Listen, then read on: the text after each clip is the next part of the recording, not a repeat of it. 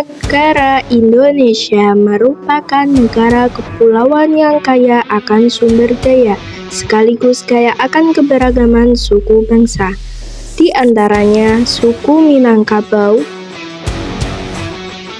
suku Betawi, dan suku Wamena. Dan masih banyak lagi. Hal ini menjadikan Indonesia sebagai negara kesatuan.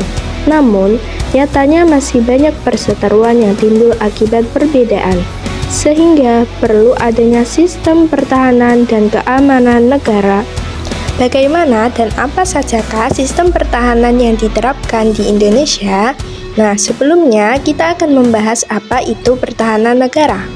Jadi, pertahanan negara adalah segala usaha untuk menjaga, melindungi, dan mempertahankan serta memberikan rasa aman kepada seluruh warganya.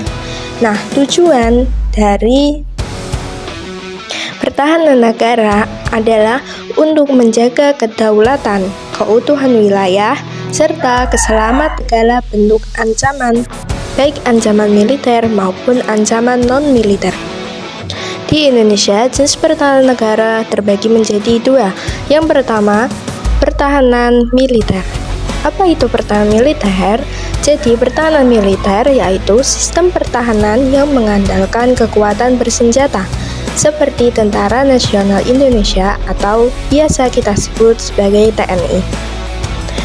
Di dalam pertahanan militer, TNI memiliki kedudukan sebagai komponen utamanya yang bertugas untuk menghadapi ancaman militer langsung seperti serangan fisik, invasi, atau sabotase.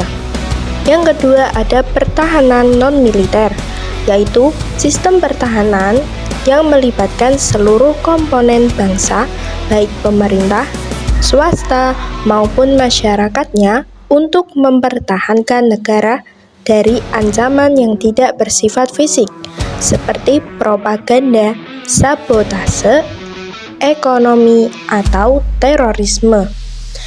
Konsep pertahanan negara yang diterapkan di Indonesia adalah sistem pertahanan dan keamanan rakyat semesta atau biasa disebut sebagai Sisankamrata. Sistem pertahanan Sisankamrata yaitu sistem pertahanan yang menekankan pentingnya keterlibatan seluruh komponen bangsa dalam upaya pertahanan negara, dengan prinsip utamanya berupa semesta, total, terpadu, terarah, dan berkelanjutan. Ada 3 komponen pertahanan dan keamanan negara. Yang pertama ada komponen utama yang diduduki oleh Tentara Nasional Indonesia dan juga Polisi Republik Indonesia. Sedangkan yang kedua sebagai komponen cadangan yang diduduki oleh warga negara, sumber daya alam, sumber daya buatan yang didukung oleh saran dan prasarana. Dan yang terakhir ada komponen pendukung yang berupa masyarakat, lembaga swadaya masyarakat atau LSM, media massa, dan industri pertahanan.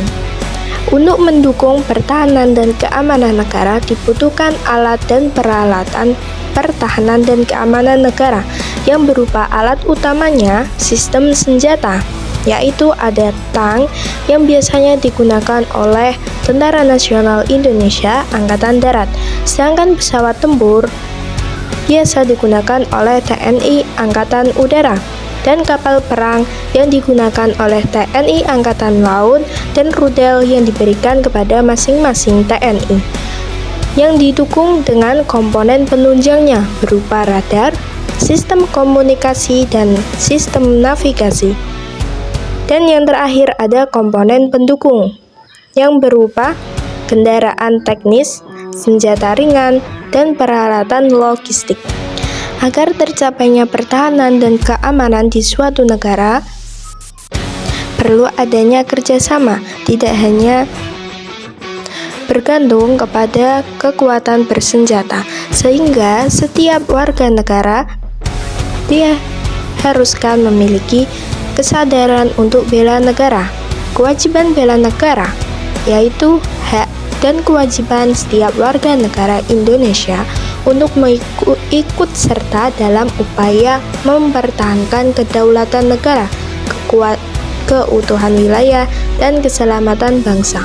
Kewajiban ini tertuang dalam Undang-Undang Dasar 1945 Pasal 27 Ayat 3 yang menyatakan bahwa setiap warga negara berhak dan wajib ikut serta dalam upaya pembelaan negara.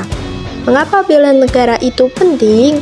Jadi di dalam bela negara bukan hanya sekedar kewajiban formal, tapi juga merupakan bentuk cinta tanah air dan tanggung jawab terhadap bangsanya.